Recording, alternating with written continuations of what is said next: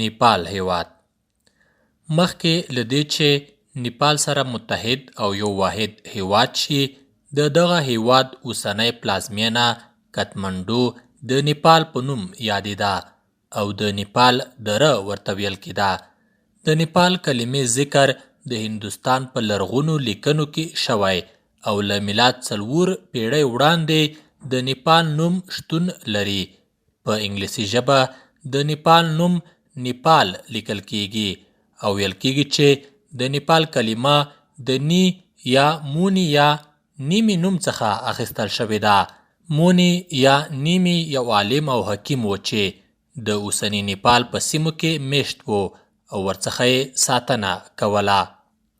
وګړي او پراخوالی: نیپال نږدې 150,000 کیلومتره مربع پراخوالی لري او په همدې بنسټ د نړۍ 9م هېواد شمیرل شوی. نیپال په وچه کې پروت دی. هندوستان، چین، بنګلادیش او بوتان سره ګډې پولې لري. د همالیا د غرونو لړۍ چې د نړۍ تر ټولو لوړه څوکه یا اورست ده، د نیپال او چین ترمنځ یې ګډه پوله جوړه کړې ده. د دغه غر نیمه برخه چین او نیمه یې په نیپال کې شتون لري. نیپال کمې اوبه لري او یوازې 3% پراخوالی یې اوبو پوښلی دی. نیپال 28 میلیونه وګړي لري او د نفوس پر اساس د نړۍ 49م هېواد دی. د قومي جوړښت پر اساس نیپال کې ټول قومونه لږکي دي او اکثریت پکې نشته. د دغه هېواد 80% وګړي هندوان، 9% بودایان او 15% پکې مسلمانان دي. حکومت او سیاست: نیپال ګڼیز ګوندي سیستم لري او 3 سیاسي ګوندونه یې د اغیز وړ دي. نیپال یو فدرالي دیموکراتیک جمهوریت دی. 3 قواوې لري چې لومړی وزیر د پارلمان له لوري ټاکل کیږي. د نیپال اساسي قانون سیکولر دی، یعنی دا چې هیڅ دین د دولت د رسمي په نوم په رسمیت نه پیژني. د ګڼو ژبو، مذهبونو او کلتورونو شتون په رسمیت پیژندلی دی. نیپال د ملګرو ملتونو غړی هېواد دی او سارک سازمان کې د غړیتوب ترڅنګ فعاله ونډه لري.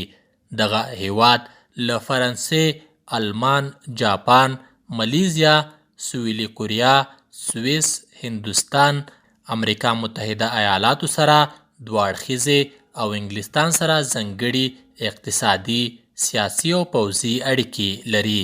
په ختیځه اسیا کې نیپال لومړنی هېواد و چې اسرائیل یې په رسمیت وپېژندل او سیاسي اړیکې یې ورسره ټینګې کړې.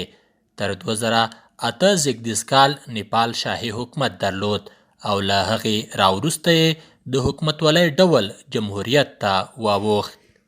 اقتصادي وړتیا: نیپال په نړۍ کې د ګړندي اقتصادي ودې له هېوادونو دی. په اقتصادي وده کې نیپال 162 ځای خپل کړی دی. د نیپال د وګړو 4مه برخه د غربت تر کرښې لاندې ژوند کوي چې په دې سره دغه هېواد د نړۍ د غریبو هېوادونو په ډله کې شامل شوی دی. نیپال کې د غربت تر کرښې لاندې د خلکو شمیر 25% او که چیرې له افغانستان سره پرتله شي نو دلته بیا 42% دی.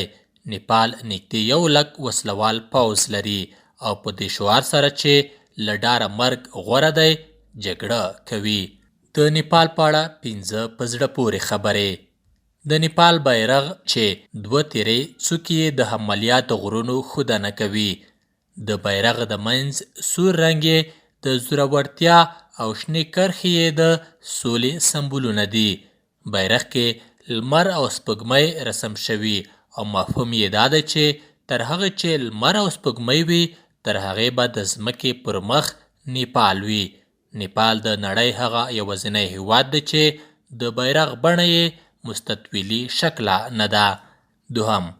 نیپال د خپلواکۍ ورځ نه لري او دا په دې پار چې دغه هېواد هیڅکله استعمار او یرغل شوی نه دی. 3. د بودایي دین بنسټګر ګوتاما بودا نیپال کې زیږېدلی و. 4. نیپال 80 قومي ډلې او 128 ژبې لري، خو تر جوړېدو یې بیا تر نن د قوم، ژبې او دین پر سر هیڅ جګړه نه ده شوې او په همدې اساس ورته د همپالنې هېواد وایي. وروستی او پنځم، غوا د نیپال ملي حیوان حساب شوی او حلالول یې منع دي.